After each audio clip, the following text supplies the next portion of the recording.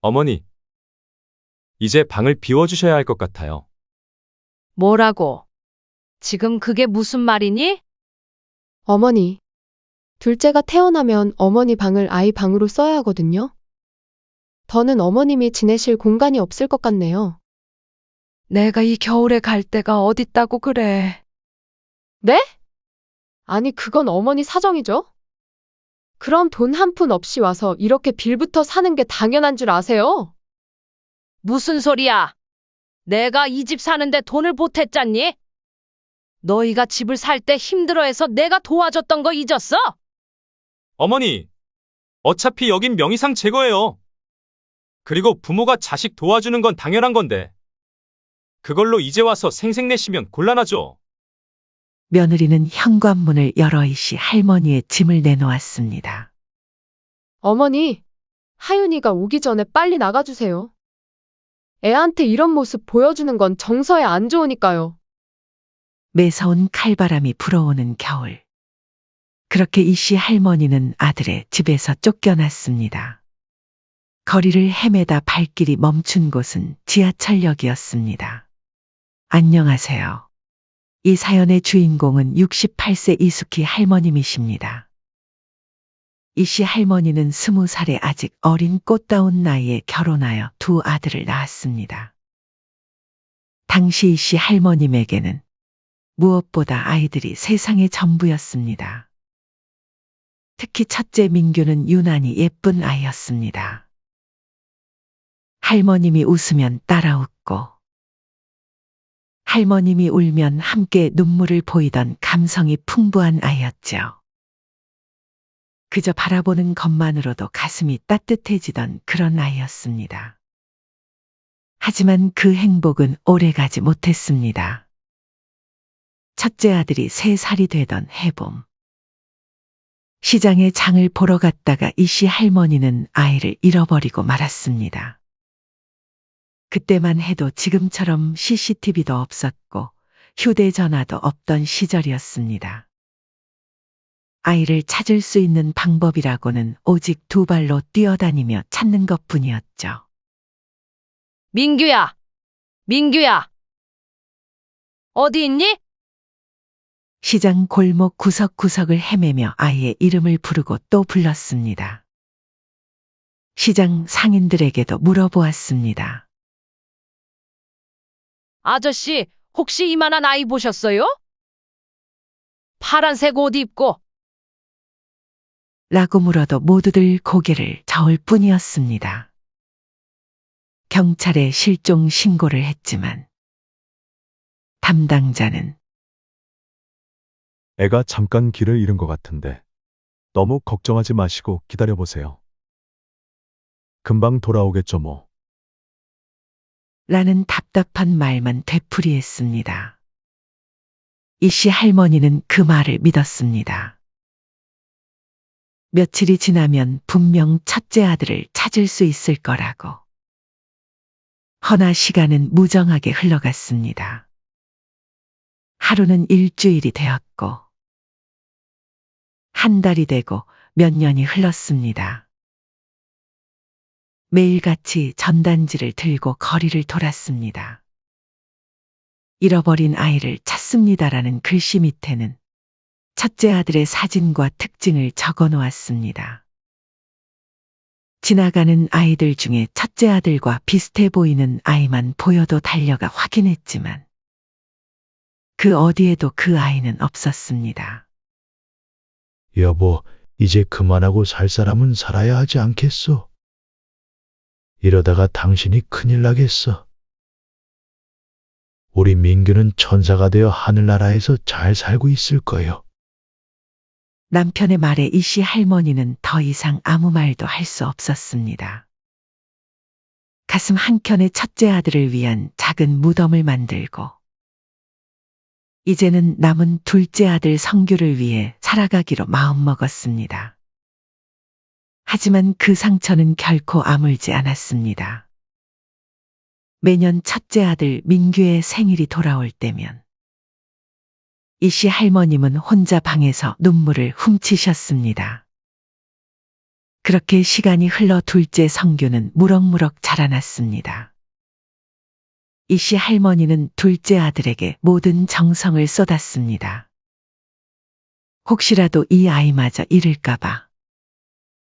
잠들 때면 숨소리를 확인하고, 유치원과 학교에 데려다주고, 데려오는 일을 한 번도 거르지 않았습니다. 둘째 아들은 그런 어머니의 헌신 속에서 밝고 건강하게 자랐고, 나중에는 안정적인 회사에 취직하여 결혼도 하고 딸아이까지 낳았습니다. 이씨 할머니는 손녀를 보며 작은 위안을 얻었습니다. 하지만 여전히 첫째 아들에 대한 그리움을 마음속에 묻어둔 채 살고 계셨죠. 그러나 세상살이가 순탄치만은 않았습니다. 이씨 할머니의 남편은 60대에 갑작스러운 뇌출혈로 세상을 떠나게 되었습니다. 평생을 일만 하며 살았던 남편이었지만 갑작스러운 큰 병의 병원비와 치료비로 보험금과 모아놓은 돈은 금세 바닥이 났습니다. 설상가상으로 부족한 돈을 메우기 위해 빚까지 지게 되었고, 남겨진 집도 팔아야만 했습니다. 미안해요. 당신 혼자 두고 가서. 여보, 이대로 가면 안 돼요. 나 혼자 어떻게 살라고? 첫째 일은 이제 마음에 담아두지 말고. 이제 당신도 마음 편히 지내요. 당신 잘못이 아니었어. 그것이 남편의 마지막 말이었습니다. 결국 더 이상 갈 곳이 없어진 이씨 할머니는 둘째 부부와 합가하여 살게 되었습니다. 며느리는 처음에는 무척 다정했습니다. 어머니, 저희랑 같이 사시면 얼마나 좋아요. 손녀도 돌봐주시고, 저희도 편하고. 처음에는 모든 것이 평화로워 보였습니다. 이씨 할머니는 새로운 보금자리에 적응해가고 있었습니다. 손녀를 돌보며 살림을 하고, 가끔은 남편과의 추억을 떠올리며, 둘째 아들의 집에서 조용히 시간을 보내곤 했습니다. 하지만 공교롭게도 그런 평화로운 날들은 오래가지 못했습니다. 시간이 흐르면서 이씨 할머니에 대한 며느리의 태도가 서서히 변해가기 시작했습니다. 며느리는 이씨 할머니의 행동을 지적하는 빈도가 조금씩 늘어났고, 말투에는 매우 날이 서 있었습니다.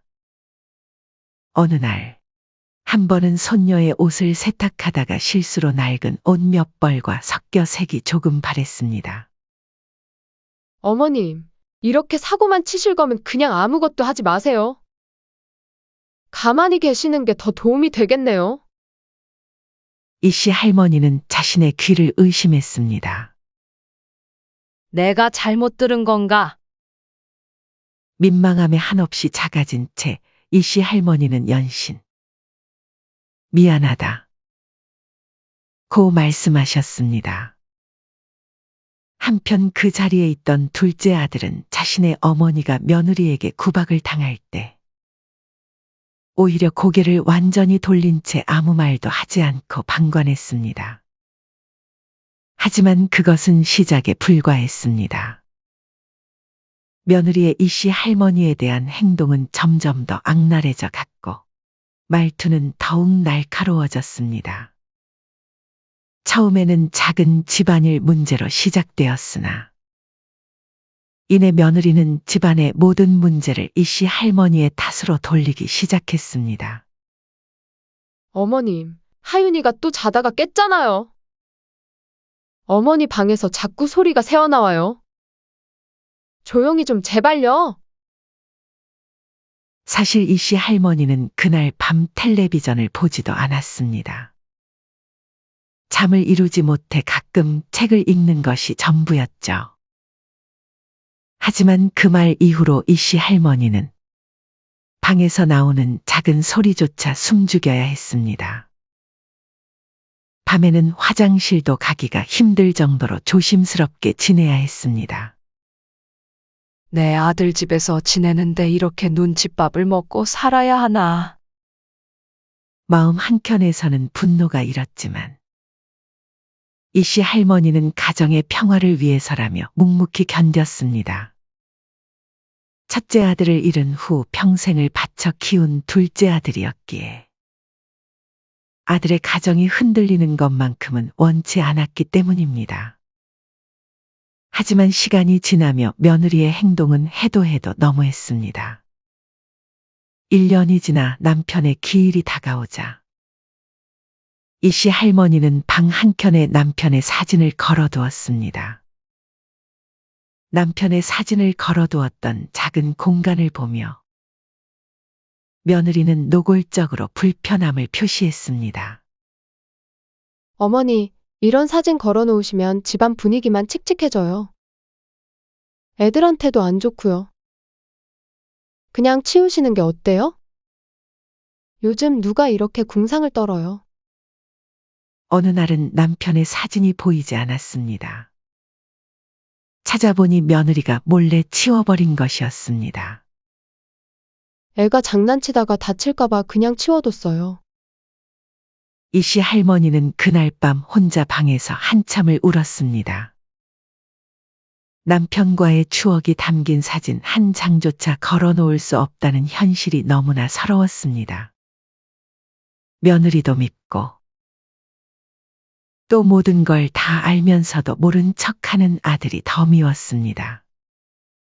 하지만 갈 곳이 없는 처지라 참고 살 수밖에 없었습니다. 때로는 밤에 혼자 이불 속에서 서러움의 눈물을 흘리기도 했지만 그마저도 소리내어 울 수는 없었습니다. 결정적인 순간은 12월의 어느 추운 날, 며느리가 둘째 임신 소식을 알렸을 때였습니다. 그날 저녁, 따뜻한 온돌방에 모여 앉아 저녁을 먹던 중이었습니다. 며느리는 갑자기 기쁜 표정으로 임신 소식을 전했고, 이씨 할머니는 진심으로 축하를 건넸습니다. 하지만 그것도 잠시. 둘째 아들은 이씨 할머니에게 차가운 표정으로 말을 꺼냈습니다. 어머니, 이제 방을 비워주셔야 할 것 같아요. 뭐라고? 지금 그게 무슨 말이니? 며느리가 이어 말했습니다. 어머니, 둘째가 태어나면 방이 부족해요. 어머니 방을 아이 방으로 써야 하거든요. 더는 어머님이 지내실 공간이 없을 것 같네요. 내가 이 겨울에 갈 데가 어딨다고 그래. 아니, 어머니, 그건 어머니 사정이죠? 그럼 돈 한 푼 없이 와서 이렇게 빌부터 사는 게 당연한 줄 아세요? 객실 꾸시면 언제든 나갈 수도 있다는 거 정도는 알고 계셔야 하는 게 맞는 거 아니냐고요. 이씨 할머니는 순간 숨이 멎는 것 같았습니다. 떨리는 목소리로 말했습니다. 무슨 소리야? 내가 이 집 사는데 돈을 보탰잖니? 너희가 집을 살 때 힘들어해서 내가 도와줬던 거 잊었어? 내가 무슨 한 푼도 안 냈다는 거야? 그러나 둘째 아들은 오히려 뻔뻔하게 대꾸했습니다. 어머니, 어차피 여긴 명의상 제 거예요. 그리고 부모가 자식 도와주는 건 당연한 건데. 그걸로 이제 와서 생색내시면 곤란하죠. 며느리는 한술 더 떠서 말했습니다. 그리고는 현관문을 열어 이씨 할머니의 짐을 내놓았습니다. 어머니, 하윤이가 오기 전에 빨리 정리해주세요. 애한테 이런 모습 보여주는 건 정서에 안 좋으니까요. 매서운 칼바람이 불어오는 12월의 겨울. 그렇게 이씨 할머니는 둘째 아들의 집에서 쫓겨났습니다. 이씨 할머니는 전 재산이라고는 작은 가방 2개에 담긴 옷가지와 겨우 몇만 원 남짓한 돈이 전부였습니다. 이씨 할머니는 순간 머릿속이 하얘지고 가슴 한켠이 무너져 내리는 것 같았습니다. 찬바람에 눈물이 얼어붙는 것도 모른 채 이씨 할머니는 그저 멍하니 서 있었습니다. 평생을 자식을 위해 살았던 어미의 마음은 산산조각이 났고 갈 곳 없는 발걸음은 천근만근 무거웠습니다. 집에서 쫓겨난 후 이씨 할머니는 갈 곳이 없었습니다. 그나마 수중에 있던 몇만 원 남짓한 돈도 일주일 사이에 금세 동이나 버렸습니다. 칼바람이 부는 12월의 거리를 헤매다 발길이 멈춘 곳은 지하철역이었습니다. 지하철역 안으로 들어서자 구석구석에 자리 잡은 노숙자들의 모습이 눈에 들어왔습니다. 여기 제 자리예요. 비키세요. 아, 죄송합니다. 처음 자리를 잡으려 할 때부터 날카로운 목소리가 들려왔습니다. 지하철역 구석구석은 이미 각자의 영역을 만들어 놓은 노숙자들로 가득했습니다. 누군가는 박스로 자신만의 공간을 만들어 놓았고 또 누군가는 담요를 깔고 앉아 멍한 눈으로 허공을 바라보고 있었습니다. 결국 이씨 할머니는 가장 구석진 곳, 찬바람이 들어오는 통로 옆에 자리를 잡을 수밖에 없었습니다. 딱딱한 바닥에 낡은 담요 하나를 깔고 앉자 현실감이 밀려왔습니다. 내가 정말 여기서 잠을 자야 하나. 한숨이 절로 나왔습니다. 평생 깨끗하게 살림하던 사람이 이제는 지하철역 바닥에 앉아 있자니 눈물이 왈칵 쏟아질 것만 같았습니다. 추워서 잠이 안 와. 밤이 깊어질수록 지하철역 바닥의 한기는 뼛속까지 파고들었습니다. 얇은 겉옷으로는 추위를 막을 수 없었고 잠을 청하려 해도 딱딱한 바닥은 뼈마디가 쑤시게 했습니다. 여기서 주무시면 안 됩니다. 모두 밖으로 나가주세요.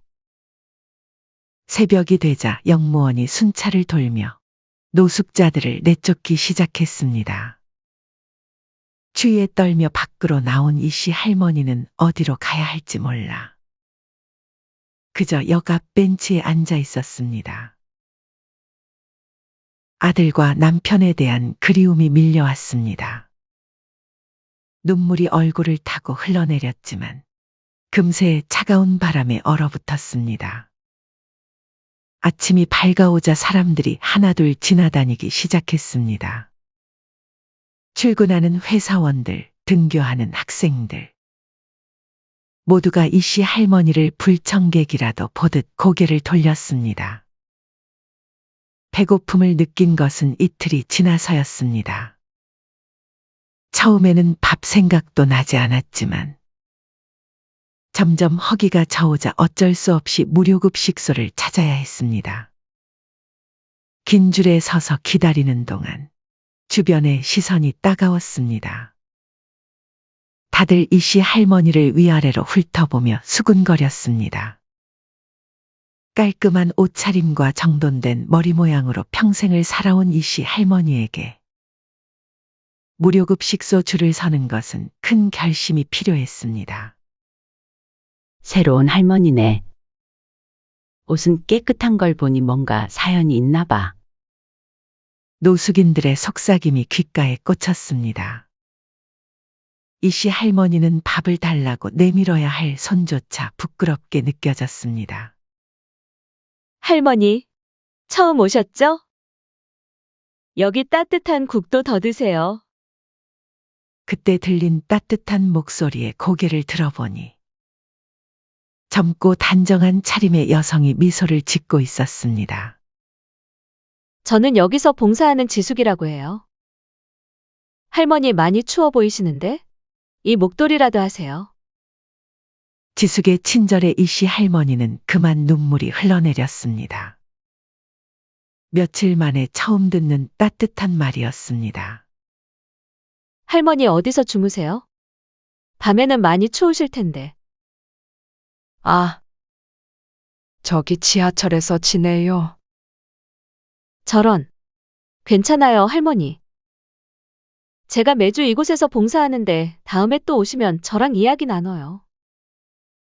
그 후로 지숙은 매주 이씨 할머니를 찾아와 이야기를 나누었습니다. 처음에는 날씨 이야기나 건강 걱정 정도였지만 시간이 지날수록 대화는 깊어져 갔습니다. 할머니, 어쩌다가 이런 데서 지내게 되신 거예요? 어느 날 지숙이 조심스럽게 묻자 이씨 할머니는 한참을 망설이다 이야기를 시작했습니다. 첫째는 어릴 때 잃어버렸어. 시장에서 잠깐 한눈을 판 사이에 그 뒤로 평생 그 아이 생각에 가슴앓이를 했지. 둘째는 평생 키워준 어미를. 말을 잇지 못하고 흐느끼는 이씨 할머니의 어깨를 지숙이 조용히 감싸 안았습니다.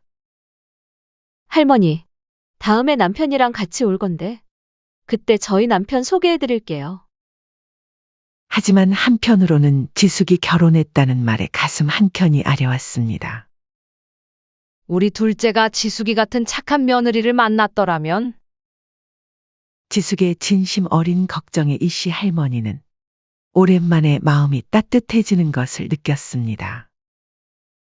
그날 밤, 이씨 할머니는 오랜만에 편안한 마음으로 잠을 청할 수 있었습니다.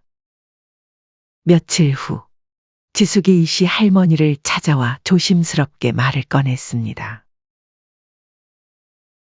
할머니, 저희 집에서 식사 함께 하시면 어떠세요? 제가 결혼한 지 얼마 안 됐는데 할머니께 꼭 남편을 소개해 드리고 싶어요. 지숙의 말에 이씨 할머니는 잠시 망설였습니다. 망가진 머리, 낡은 옷. 자신의 초라한 모습이 부끄러웠기 때문입니다. 그래도 될까? 이런 꼴로. 할머니, 걱정 마세요. 제 남편도 할머니 뵙고 싶어 해요. 할머니 이야기를 많이 해드렸거든요. 결국 이씨 할머니는 지숙의 진심 어린 권유를 받아들였습니다. 약속한 날, 지숙은 남편과 함께 할머니를 맞이했습니다. 그녀의 남편 종우는 180cm가 넘는 훤칠한 키에 깔끔한 정장 차림의 40대 젊은 사업가였습니다. 단정하게 빗어 넘긴 머리며 반듯한 이목구비가 한눈에 봐도 품격이 느껴졌습니다. 안녕하세요, 어머님. 아내에게 어머님 말씀 정말 많이 들었어요. 저는 종우라고 합니다. 반가워요. 초대해줘서 고마워요. 종우는 이씨 할머니를 자신의 어머니를 대하듯 다정하게 맞이했습니다. 집 안으로 안내하며 계단이나 문턱을 조심스럽게 알려주는 모습에서 배려심이 느껴졌습니다. 할머니, 저희 어머니도 계셨다면 할머니처럼 이렇게 인자하셨을 것 같아요. 식사를 하는 동안 종우는 자연스럽게 자신의 이야기를 들려주었습니다. 고아원에서 자란 이야기. 열심히 공부해서 장학금을 받았던 이야기. 사업을 시작해 성공하기까지의 과정을 차분히 들려주었습니다. 어릴 때 기억은 거의 없어요. 다만 가끔 누군가의 따뜻한 품을 그리워할 때가 있죠. 제가 고아원에 왔을 때가 3살이었다고 해요. 그 말을 듣는 순간 이씨 할머니의 귀가 번쩍 열렸습니다. 첫째 아들을 잃은 것도 3살 때였기 때문입니다. 종우의 얼굴을 유심히 바라보니 눈매며 표정이 어딘가 낯설지 않았고 특히 미소 짓는 모습은 첫째 아들을 꼭 빼닮았습니다. 심장이 점점 빠르게 뛰기 시작했습니다. 조심스럽게 나이를 물어보니 첫째와 같았고 고아원에 맡겨진 시기도 첫째를 잃은 때와 정확히 일치했습니다. 혹시 3살 때 기억은 전혀 없나요? 떨리는 목소리로 물었습니다. 네? 아. 원장님 말씀으로는 제가 왔을 때 이름도 제대로 말하지 못했대요. 그래서 원장님이 종우라는 이름을 지어주셨다고 해요. 이씨 할머니는 손을 떨며 지숙을 바라보았습니다. 지숙도 같은 생각을 하고 있었는지 눈빛이 달라졌습니다. 할머니, 혹시 우리 한번 알아보는 게 어떨까요? 다음 날, 지숙의 제안으로 그들은 종우가 자랐던 고아원을 수소문했습니다. 그러나 40년이라는 시간이 흐른 지금, 그 고아원은 이미 사라져 폐쇄된 상태였습니다. 하지만 다행히 폐쇄된 고아원의 원장을 찾을 수 있었습니다. 원장은 40년도 더 된 오래된 앨범을 꺼내왔습니다. 그래, 맞아, 종우. 기억이 나네요. 이 아이가 종우예요. 처음 왔을 때는 말도 제대로 못하고 밤마다 엄마를 찾아 울었어요. 앨범 속 아이의 모습을 본 순간, 이씨 할머니의 눈에서는 눈물이 쏟아졌습니다. 파란색 옷을 입은 그 사진 속 아이는 분명 자신의 첫째였습니다. 시장에서 잃어버렸을 때 입고 있던 바로 그 옷이었습니다. 어머니. 확실히 하기 위해 유전자 검사를 해보는 게 어떨까요? 검사 결과를 기다리는 일주일은 이씨 할머니에게 천년같이 느껴졌습니다. 밤마다 잠을 이루지 못하고 뒤척였고, 하늘에 계신 남편에게 끊임없이 기도했습니다. 마침내 결과가 나왔을 때, 의사는 확실한 목소리로 말했습니다. 99.99% 친자 관계가 확인되었습니다. 그 말을 듣는 순간, 이씨 할머니는 참았던 눈물을 터뜨렸습니다. 아이고, 이게 꿈이야, 생시야. 정말 민균이? 내가 너를 얼마나 찾았는지. 내가 너를 가슴에 묻고 얼마나 수십 년을 후회하며 살았는지. 다들 내가 천국에 갔을 거라고, 이제 그만 너를 편하게 놔주라고 하는데 나는 믿을 수가 없었어. 종우, 이제는 민규라고 불러야 할 그가 어머니를 끌어안으며 떨리는 목소리로 말했습니다. 제가 부모님이 계셨다니 믿을 수가 없어요. 저도 엄마 많이 보고 싶었어요. 저희 다시는 떨어지지 말아요. 40년 만에 극적인 모자 상봉. 그렇게 이씨 할머니의 고단했던 노숙 생활은 끝이 났고, 새로운 인생이 시작되었습니다. 하늘에 계신 남편도 이 광경을 보고 있을 것만 같았습니다. 민규는 이씨 할머니를 강남의 70평대 아파트로 모셨습니다. 처음 현관문을 열었을 때 호텔 같은 로비의 웅장함에 이씨 할머니는 말을 잃었습니다. 어머니, 이제부터 이곳이 어머니의 집이에요. 편히 쉬시고 하고 싶은 거 다 하세요. 이제는 제가 어머니를 모실 차례니까요. 첫째 아들 민규가 안내하는 아파트는 너무도 넓고 세련됐습니다. 침실마다 호텔처럼 잘 정돈된 침대와 고급스러운 가구들이 놓여 있었고, 이씨 할머니를 위한 방은 특별히 따뜻한 햇살이 들어오는 남향으로 꾸며져 있었습니다. 어머니, 이제부터는 운전기사가 모셔다 드릴 거예요. 필요한 곳 어디든 편하게 다니세요. 며칠 뒤, 민규는 어머니를 위해 고급 세단과 전담 기사를 한 명 붙여주었습니다. 이제 마트에 가는 것도, 병원에 가는 것도 전혀 부담이 되지 않았습니다. 이씨 할머니가 겪은 이야기는 어느새 지역 신문에 실리며 화제가 되었습니다. 노숙자에서 성공한 사업가의 어머니, 40년 만에 감동적인 모자의 재회. 라는 제목의 기사는 사람들 사이에서 빠르게 퍼져나갔습니다. 댓글에는 어머니와 아들이 다시 만나서 정말 다행입니다. 노숙자에서 성공한 사업가의 어머니가 되다니 너무 감동적이에요. 같은 응원의 글들이 가득했습니다.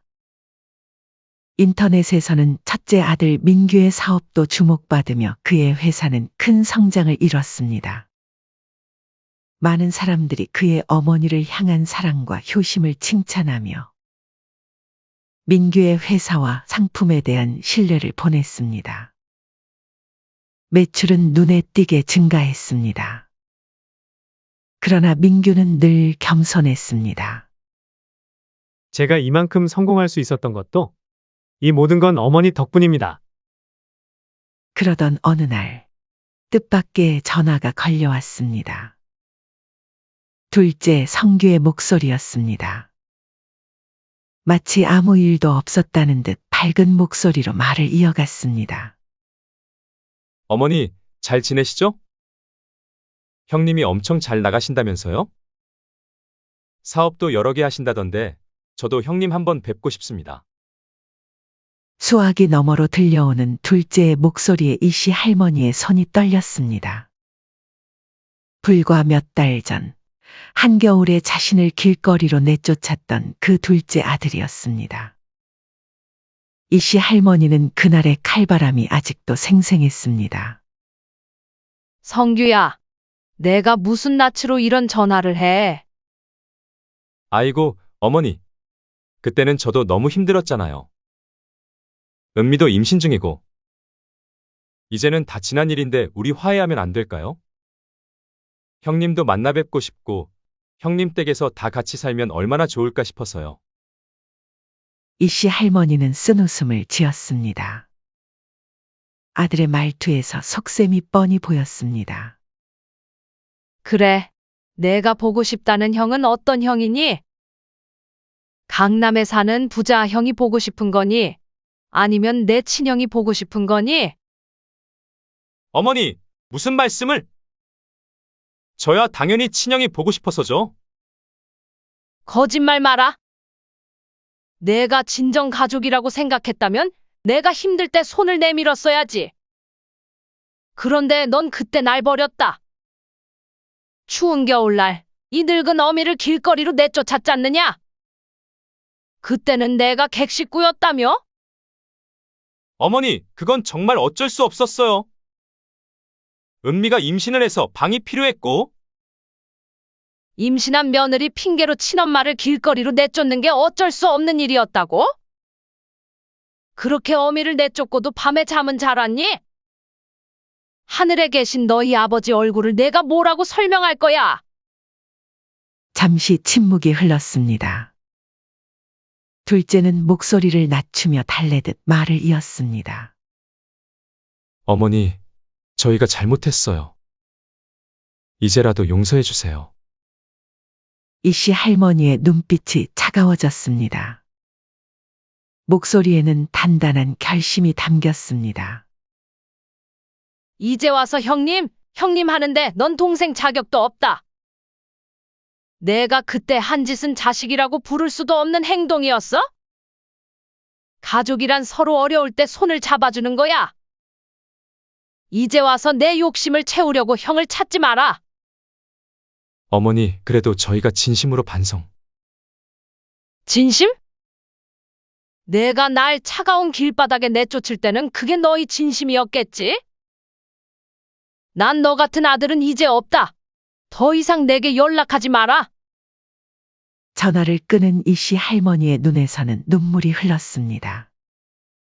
하지만 그것은 슬픔의 눈물이 아닌 오랜 짐을 내려놓은 후에 홀가분함의 눈물이었습니다. 민규가 걱정스러운 얼굴로 다가왔습니다. 어머니, 제가 동생에게 한번 따끔하게 말해줄까요? 아니다. 그럴 필요 없어. 혹시 돈으로 해결하려 들지도 마렴. 그건 오히려 그 애를 더 망치는 길이야. 이제는 그저 남이라 생각해. 이씨 할머니는 창밖을 바라보며 깊은 숨을 내쉬었습니다. 이제야 진정한 자유를 얻은 것 같았습니다. 민규와 지숙과 함께하는 일상은 이씨 할머니에게 꿈만 같았습니다. 매일 아침 함께하는 식사 자리에서는 웃음이 끊이지 않았고, 손녀 같은 지숙은 항상 이씨 할머니의 건강을 세심하게 챙겼습니다. 어머니, 오늘은 제가 직접 만든 삼계탕이에요. 많이 드세요. 지수가 이렇게 날마다 챙겨주니 고맙구나. 제가 오히려 고맙죠.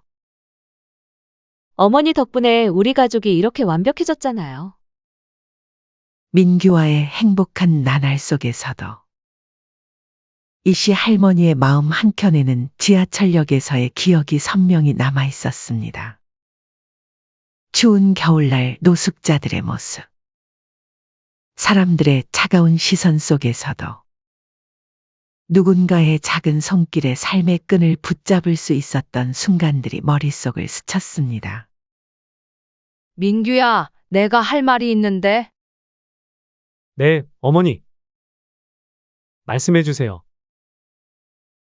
나처럼 길거리에서 힘들게 사는 노인들을 돕고 싶어. 내 덕분에 나는 이렇게 다시 일어설 수 있었지만 세상에는 나처럼 다시 일어설 기회조차 없는 사람들이 많단다. 민규는 어머니의 눈을 보며 고개를 끄덕였습니다. 어머니가 하고 싶으신 일이 있으시다면 당연히 제가 도와야죠. 민규는 어머니의 뜻을 적극적으로 지지했습니다. 얼마 후 이씨 할머니의 이름을 딴 재단이 설립되었고, 처음에는 작은 쉼터로 시작했지만 빠르게 성장했습니다. 재단은 단순한 의식주 해결을 넘어 종합적인 자립 지원 시스템을 갖추었습니다. 의료 지원, 법률 상담, 일자리 연계, 심리 치료까지. 이씨 할머니는 자신의 경험을 살려 노숙자들에게 필요한 모든 것을 제공하고자 했습니다. 할머니, 정말 감사합니다. 이제 저도 새 삶을 살 수 있을 것 같아요. 쉼터를 이용하던 한 노인이 눈물을 흘리며 말했습니다. 그의 모습에서 이씨 할머니는 몇 달 전 자신의 모습을 보는 것 같았습니다. 재단의 소식이 알려지면서 후원이 이어졌고, 점차 다른 지역으로도 쉼터가 늘어났습니다. 이씨 할머니는 이제 단순히 성공한 사업가의 어머니가 아닌 자신만의 이름을 가진 재단장으로 새로운 삶을 살아가게 되었습니다. 한 신문사와의 인터뷰에서 이씨 할머니는 이렇게 말했습니다. 저는 오랫동안 누군가의 아내로, 누군가의 어머니로만 살아왔습니다. 하지만 이제는 제 자신의 삶을 찾았습니다. 그리고 저와 같은 처지의 사람들에게도 새로운 시작의 기회를 주고 싶습니다. 절망의 끝에서도 희망은 반드시 존재한다는 것을 제가 직접 보여주고 싶습니다. 재단은 점차 명성을 얻었고, 이씨 할머니는 여러 곳에서 강연 요청도 받았습니다. 바쁜 일정 속에서도 이씨 할머니는 민규, 지숙과 함께하는 시간을 소중히 여겼습니다. 민규는 늘 어머니를 자랑스러워했습니다. 어머니가 이렇게 많은 분들을 도우시니 저도 어머니의 아들인 게 더욱 자랑스러워요. 가끔 둘째 성규가 연락을 시도했지만 이씨 할머니는 더 이상 흔들리지 않았습니다. 이제 이씨 할머니에게는 더 큰 꿈과 목표가 있었기 때문입니다. 어느 겨울날 이씨 할머니는 지하철역 앞에 섰습니다. 1년 전 자신이 노숙했던 그 자리에서 이제는 수많은 사람들에게 희망을 주는 사람이 되어 있었습니다. 노을이 지는 저녁, 재단 사무실 창가에 서서 노을을 바라보며 이씨 할머니는 생각에 잠겼습니다. 노을은 마치 이씨 할머니의 새로운 시작을 축복하듯 더욱 찬란하게 빛났습니다. 사연은 여기까지였습니다. 시청해 주셔서 감사합니다.